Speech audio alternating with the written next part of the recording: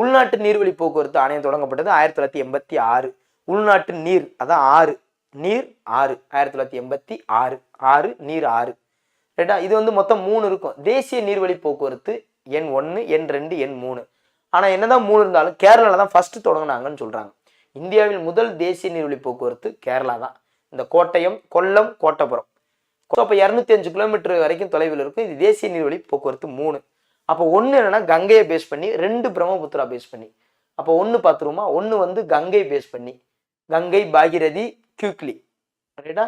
அப்போ ஹால்தியா மற்றும் அலகாபாத் இடையே, ஹால்தியா மற்றும் அலகாபாத் இடையே ரைட்டா.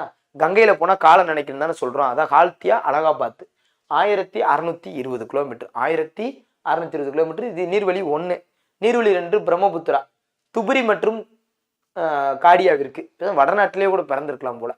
போட்டு பாருங்க, துபுரி, காடியா, ஜபல்பூர், போட்டு நம்ம ஊர் எப்படி இருக்கு, மதுரை, திண்டுக்கல், தேனி, திருநெல்வேலி, விருதுநகர், தூத்துக்குடி எப்படி இருக்கு, சென்னை அப்படி எப்படி நல்லா இருக்கு. அப்ப பிரம்மபுத்திராற்றில் துபுரி, காடியா.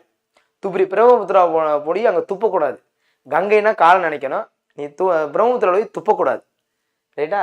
காடியா, காடியானா என்ன பண்ணுவாங்க, காலை எடுத்துருவாங்க, பார்த்து கவனமா இருக்கணும் ரைட்டா. 891 கிலோமீட்டர் தான், 1000க்கு கீழே. 1000க்கு மேலேனா கங்கை, 1000க்கு கீழேனா பிரம்மபுத்திரா. 500க்கு கீழே அப்படின்னு வரும்போது வேறு 205னா கேரளா.